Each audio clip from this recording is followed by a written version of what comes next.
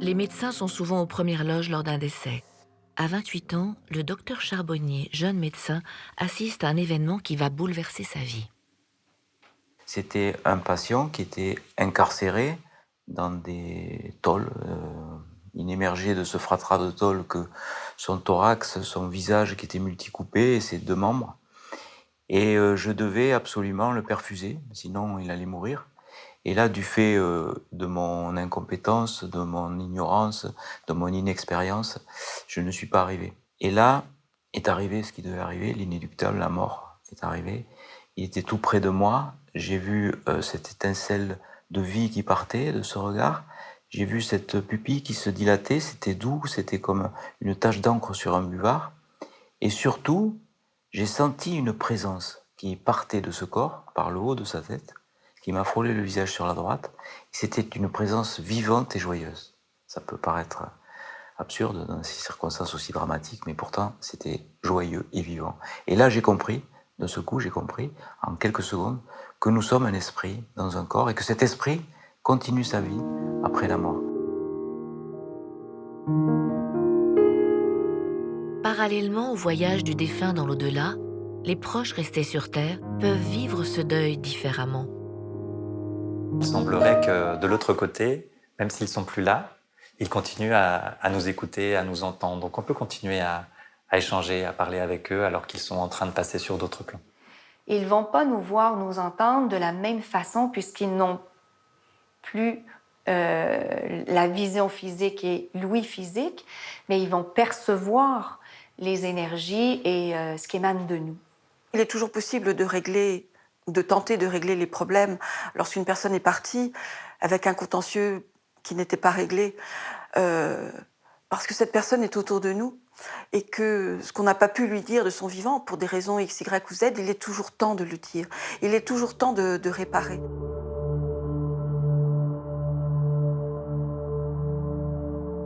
Petit conseil aux personnes qui viennent de perdre un proche de mort subite, ça peut être un arrêt cardiaque, ça peut être un accident de voiture.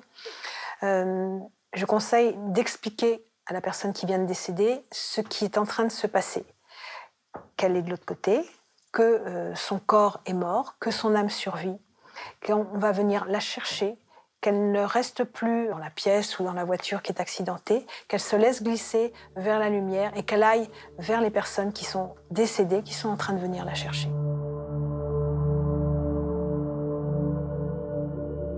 Ceux qui vivent ces arrêts cardiaques au moment de la mort doutent d'être morts, puisqu'ils sont là, ils sortent de leur corps, quelquefois ils constatent que ce corps est là, mais ils ne le reconnaissent même pas. Donc ils sont là, ils évoluent, ils se déplacent, etc. Mais comme dans la vie normale, ils ne pensent pas qu'ils sont morts. Et ce n'est qu'après qu'ils réalisent qu'ils sont passés sur l'autre plan. Mais quelquefois, il leur faut plusieurs minutes. Alors il est possible qu'il y ait des gens qui évoluent comme ça pendant plusieurs jours dans notre temps terrestre en ne comprenant pas ce qui se passe. Les premiers moments qui suivent le deuil d'un être cher, nous sommes évidemment submergés par notre champ émotionnel, le chagrin, la tristesse, la culpabilité se mêlent. On oublie fondamentalement que de l'autre côté, eux sont aussi soumis à un changement brutal, non seulement d'état terrestre, énergétique, mais qu'ils ont besoin de tout notre amour, ils ont besoin de notre accompagnement aussi, afin de cheminer en paix et qu'ils puissent sans problème et sans trop regarder en arrière, accepter ce nouvel état dans lequel ils sont plongés. Beaucoup de personnes culpabilisent de n'avoir pu être présents lors du décès.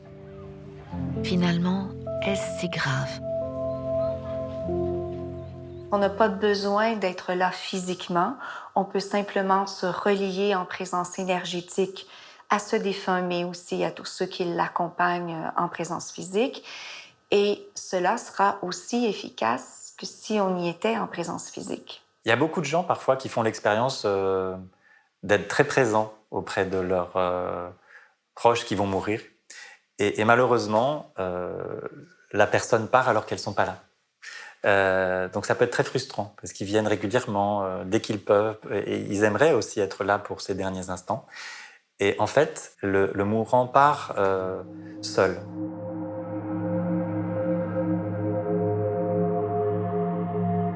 On pourrait être en colère, on pourrait être frustré, on pourrait se dire, on pourrait leur en vouloir hein, finalement de partir sans nous. Mais peut-être que tout simplement de leur côté, ils ont eu besoin dans leur passage de le vivre seul. Et ça, c'est à respecter.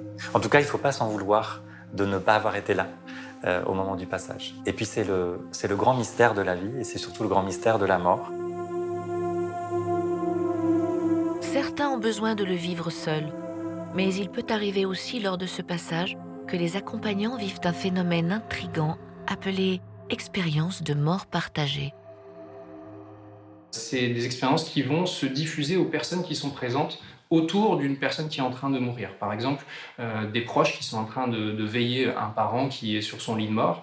Quand cette personne va décéder, les proches qui sont présents dans la pièce vont pouvoir éventuellement se retrouver comme aspirés dans le tunnel ou aspirés dans un environnement un peu brumeux et vont voir la personne partir dans cette lumière.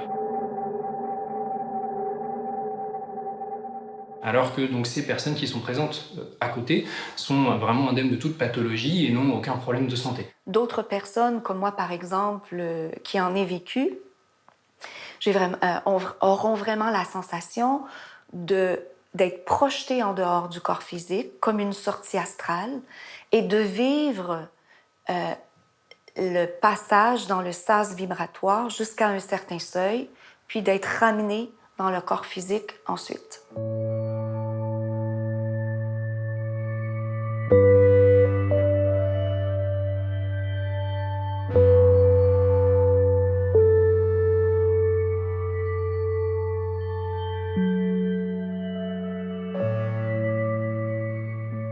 Est-ce qu'il faut veiller un corps?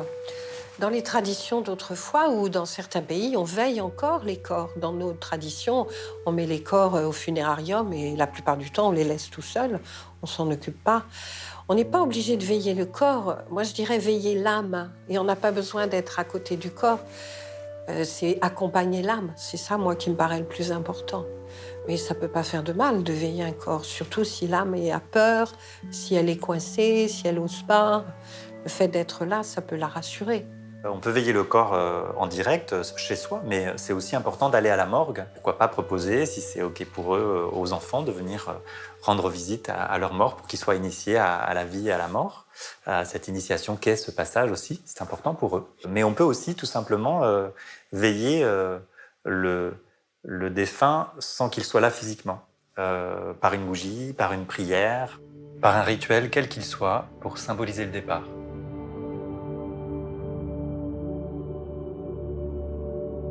On a mis en place une petite lampe qu'on allume à chaque décès pendant 3 jours, de façon à ce que chaque personne qui arrive voit cette petite lumière allumée. Il y a un cahier, on voit qui est parti, quand et comment. Et ça permet aussi de faire notre deuil et d'avancer. C'est un petit rite, un petit rituel, mais qui est aidant pour nous. Maintenant, c'est vrai que souvent les gens meurent à l'hôpital, alors qu'autrefois les gens mouraient plutôt à la maison. Enfin, je trouve qu'on a un petit peu perdu le sens du passage à la mort.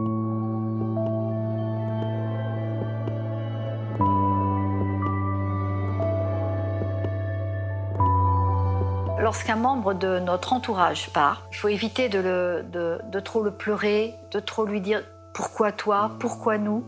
Plutôt lui dire « sois heureux pour que nous soyons heureux ». Parce que quand on le pleure, on le retient à côté de nous et il n'arrive pas, nous on dit dans notre jargon, à monter. On le retient et il faut le faire monter, il faut l'aider à monter en lui parlant, en l'embrassant, en lui disant « vas-y, monte ». Va rejoindre les tiens, sois heureux. Sache que nous, ici, on t'aime, on pense à toi dans le bonheur, tu nous as amené du bonheur et on t'aimera toujours. Comment est-ce qu'on fait monter une âme? Je la visualise, je l'appelle d'abord. Ensuite, je la visualise, je l'imagine en train de monter. Je l'imagine avec sa forme humaine, avec son corps humain, sauf que là, il est éthéré. Et puis, je la vois monter dans la lumière, comme si elle montait un escalier immense. Monter plan après plan, et elle monte vers la lumière. Et je l'inonde d'amour, je l'inonde de lumière. Et pendant tout ce processus, je reste centrée sur le cœur. Et l'amour et la lumière que je lui envoie l'aident à monter, plan après plan. Et comme ça, elle arrive en paix.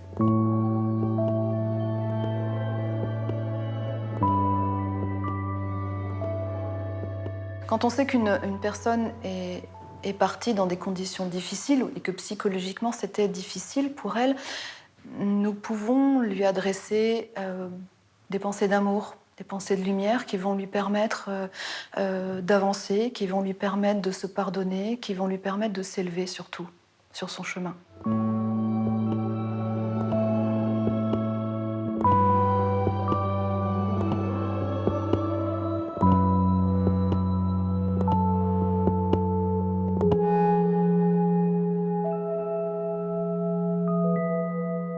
Est-ce que les défunts seront présents à leur enterrement?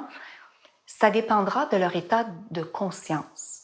Le défunt qui n'a pas conscience d'être passé sur un autre plan, bien évidemment, ne sera pas à l'enterrement, il continue de vivre son quotidien comme avant. Le défunt qui a conscience de son passage, généralement, il sera. Il y sera parce que c'est une énorme poussée d'énergie qui va l'aider dans cette transition. J'ai entendu des âmes me parler de leur enterrement, alors ce qui laisse souvent d'ailleurs des petits détails que l'on peut redonner, nous, en tant que médium.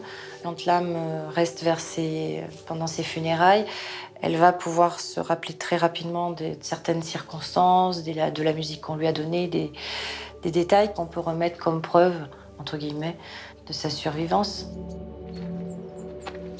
Et le plus important pour accompagner nos défunts, c'est de leur envoyer toute cette énergie d'amour afin qu'ils puissent cheminer et s'élever au plus vite sur ces plans d'amour.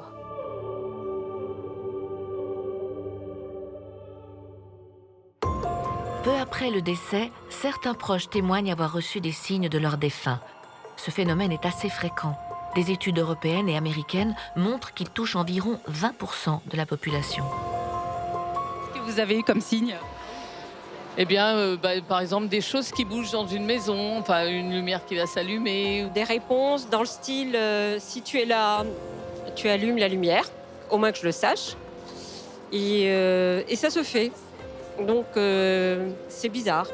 Mon père m'avait, dans ses dernières volontés, demandé de jeter ses cendres dans un endroit bien précis à Marseille, dans la mer. Et à un moment donné, je devais penser à autre chose. J'ai dû dépasser ce point parce que j'ai commencé à voir ma boussole qui commençait à tourner de plus en plus vite. Et finalement, elle s'est mise à mousser, presque à exploser. J'ai fait demi-tour. Quand je suis arrivé au point, la boussole a commencé à revenir tout à fait normalement. Et après, elle a repris ses fonctions normales.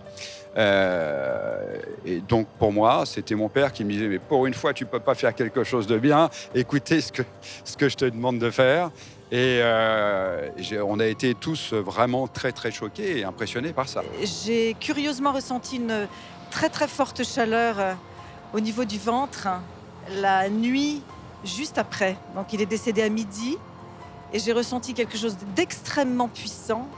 Oh, ça a duré bien 2 ou 3 heures. C'était quelque chose un bien-être, tout simplement. C'était peut-être un réconfort, j'en sais rien. Je sais pas comment. C'est la première fois de ma vie que ça m'est arrivé. Ce sont souvent des choses qui peuvent être très, très jolies, qui prennent différentes formes. Ça peut être parfois une musique qui se met en route, qui était leur musique, une lumière qui s'allume, qui s'éteint, un objet qui tombe, un parfum, la sensation d'être touché, un nuage dans le ciel, un oiseau qui vient frapper à la fenêtre. Ces choses qui sont complètement inattendues et qui ne sont jamais arrivées, bien sûr, lorsque cette personne était encore en vie. Ce que l'on n'arrive pas peut-être à comprendre, c'est l'énergie que demande la manifestation d'un signe. C'est comme si vous étiez en plein vent, en train d'essayer de courir. Voilà, c'est à peu près la même sensation. Ils ont besoin de se réapproprier une énergie qui n'est plus la leur, l'énergie terrestre, pour se manifester à nous. Et ils cèdent des différents outils à leur portée. À la fin de mes consultations, je demande toujours aux gens avez-vous eu un signe ? Et la réponse est toujours un petit peu mignonne. Dit, oui, je ne sais pas, mais peut-être est-ce mon imagination, mais quand même. Si certains signes prennent la forme de manifestations physiques, d'autres font plus appel au ressenti d'une présence aimante. J'ai accompagné mon fils, il est décédé dans mes bras. Donc j'ai vraiment accompagné jusqu'au bout, jusqu'à son dernier souffle. C'est comme si j'avais laissé un corps, mais que l'essence de lui était toujours avec moi. Ça a duré bien 2 bons mois. J'ai pu expérimenter en fait que la connexion que je ressentais avec mon fils très forte était plus palpable quelque part quand j'étais apaisée, sereine et pas trop dans la douleur et la souffrance. Le chagrin, la souffrance nous amène sur des vibrations qui sont basses. Nous sommes coupés, notre souffrance nous coupe totalement de nos ressentis. Afin de pouvoir peut-être mieux ressentir la présence de nos défunts, mieux accueillir les signes, une montée en vibration peut nous aider.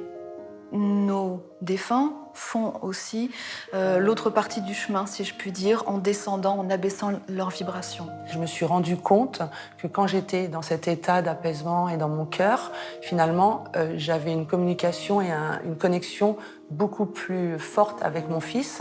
C'est comme si, en fait, lui devait faire un effort pour redescendre en vibration quelque part, et moi monter par ces techniques-là, et qu'on pouvait se rejoindre à un certain palier. Donc pour recevoir, je pense, ces signes intérieurs de la présence d'un proche, il faut être complètement ouvert et être dans l'amour. Je pense que l'amour, c'est cette passerelle, c'est vraiment le ponton qui nous relie à l'au-delà de toute façon et à ces dimensions invisibles. Parce que le cœur, c'est la seule clé, c'est la seule porte entre ce monde matériel et ce monde immatériel. Et sans amour, la communication, elle ne peut pas se faire.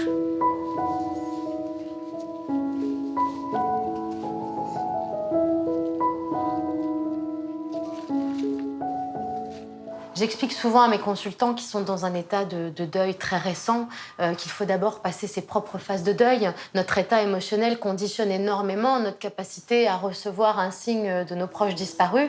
Si vous êtes dans le chagrin, vous ne verrez rien d'autre que le chagrin qui vous encombre. Quand vous avez passé ces différents caps émotionnels et que vous êtes un peu soulagé, enfin vous pouvez être dans l'observation de ce qui vous entoure.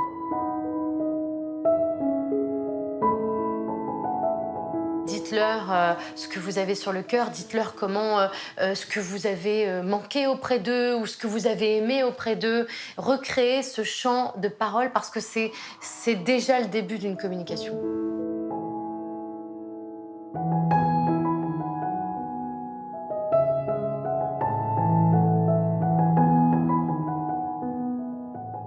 Souvent des gens qui ont une spiritualité certaine ou qui n'arrivent pas, au bout même de quelques mois, de faire le deuil, ressentent le besoin ou expriment une réalité pour eux qui est difficile à croire, mais qui reste en contact avec la personne décédée.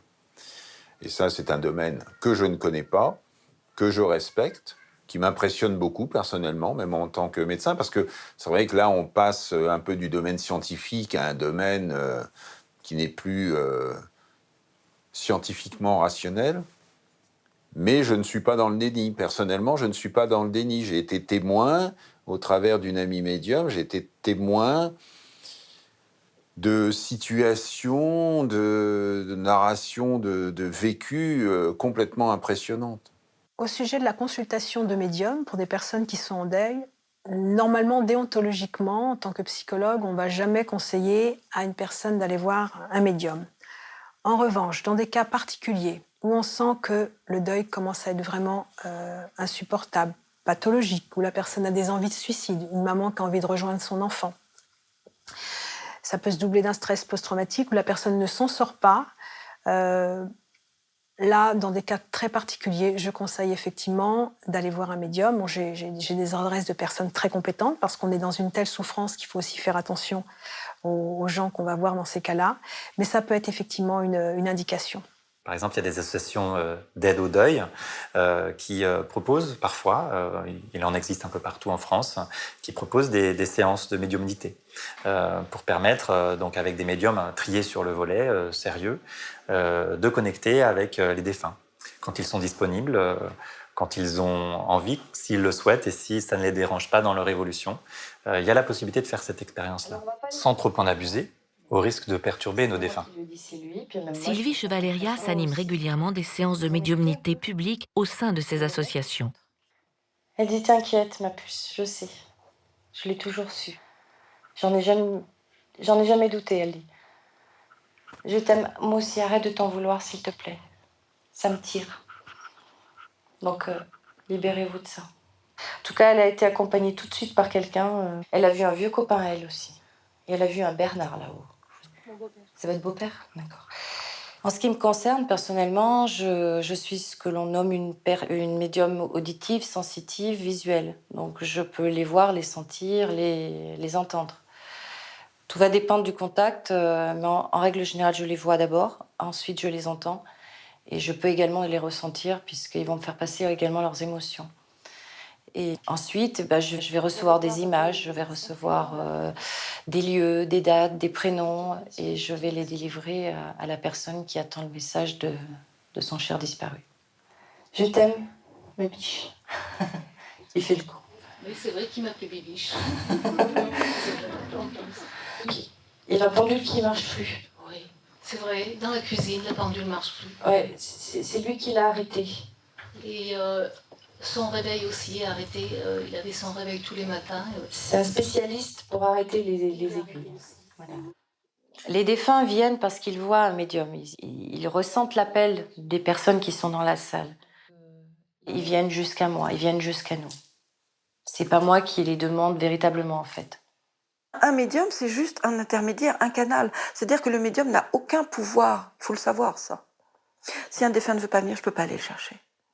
Ma première expérience de médiumnité en salle, ça a été plus que probant pour moi, parce que je pensais que tous les médiums étaient des charlatans. J'étais venu là en observateur, comme un journaliste. Et le médium qui était là, au milieu d'une foule qui était devant lui, on sentait vraiment que c'était assez lourd, cette ambiance. Et là, le médium, d'un seul coup, désigne une dame dans l'assistance et il dit « Madame, derrière vous, je vois un petit garçon qui me montre un ours en peluche bleu. » Et là, la dame éclate en sanglots, elle dit « Oui, c'est mon fils, on lui a mis cet ours dans le cercueil. » Et là, je me suis dit « Ça y est, c'est une complice. » Voilà. Dans mon esprit, c'était ça. Le problème, c'est qu'il y en avait partout des complices. Sur ma droite, sur ma gauche, derrière. Et puis à un moment donné, ça tombe sur moi. Il me cite le prénom d'une personne que j'avais aidée et le prénom de son défunt mari, qui me remerciait. Alors ça, cette histoire, ça m'a bouleversé parce qu'il n'y avait que moi qui connaissais cette histoire.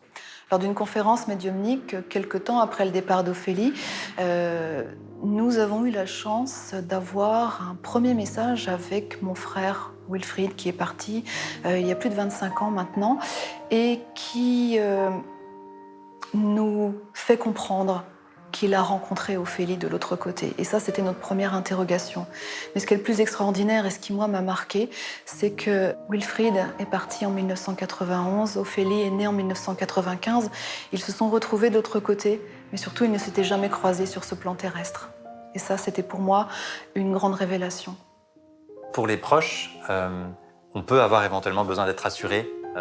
Est-ce que ça s'est bien passé? Est-ce que j'ai encore un message à recevoir? C'est très tentant, en effet, grâce au médium, d'avoir accès aux défunts régulièrement. Mais il y a un moment, il faut être vigilant à les laisser tranquilles, les laisser aller. Chacun chez soi, eux dans leur monde céleste, et nous dans le monde terrestre. Il ne faut pas oublier que notre état émotionnel, celui dans lequel on est face au départ d'un être cher, est fondamentalement lié à l'état dans lequel notre défunt va être de l'autre côté. S'il vous voit pleurer, s'il vous voit incapable de dépasser un deuil, vous êtes énergétiquement lié à lui. Souvent, on me demande « mais qu'est-ce que je peux faire? Est-ce qu'il faut que j'aille prier? Est-ce qu'il faut que j'aille me recueillir ?» Je leur dis non. Essayez déjà de cheminer pour vous, parce que si vous cheminez pour vous, si vous allez mieux, si vous travaillez votre deuil, vous allez les alléger, vous allez les aider à être eux aussi mieux, dans un état aussi de sérénité et de paix. Le deuil doit se passer, c'est une étape importante, mais ça doit aussi amener à faire un chemin intérieur et se poser véritablement la question, je suis qui, je fais quoi, je suis venue faire quoi ici? C'est quoi le sens de ma vie?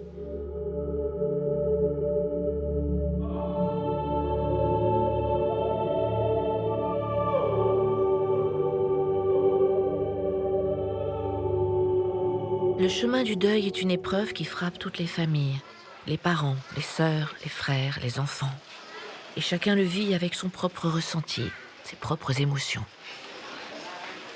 Je pense que pour beaucoup de gens, la mort fait peur. C'est vrai qu'on chacun a son vécu, son histoire, donc c'est difficile de savoir Quelles seront les réactions des gens face à ça? Certaines personnes, des fois, n'ont jamais été finalement en contact non plus avec des personnes en fin de vie.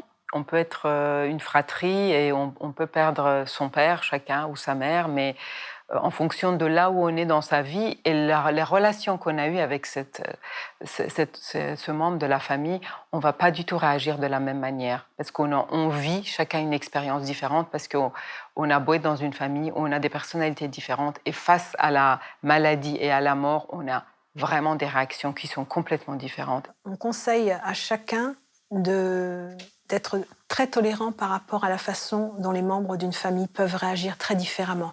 Les enfants vont réagir à leur façon, vont petit à petit s'approprier très progressivement un deuil.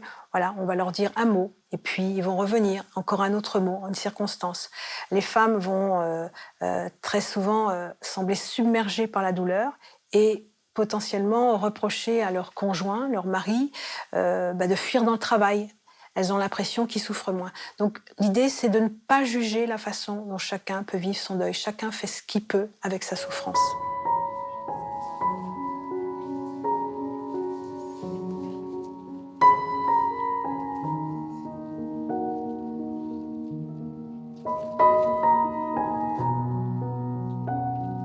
Pour moi, la réponse, la seule réponse, la seule chose qui aide l'être humain, c'est l'amour. Dans les moments les plus difficiles, dans ce qu'on a traversé de plus dur, c'est les témoignages d'amour. Et c'est quand on est dans cette ouverture du cœur et dans cet amour universel qu'on peut renvoyer et partager et recevoir, qu'on peut tout vivre. Que tout devient possible et que tout peut être même magnifique, même si c'est dans la douleur. Cela semble un paradoxe. En excluant la mort de sa vie, on se prive d'une vie complète. Et en l'y accueillant, on élargit et on enrichit sa vie.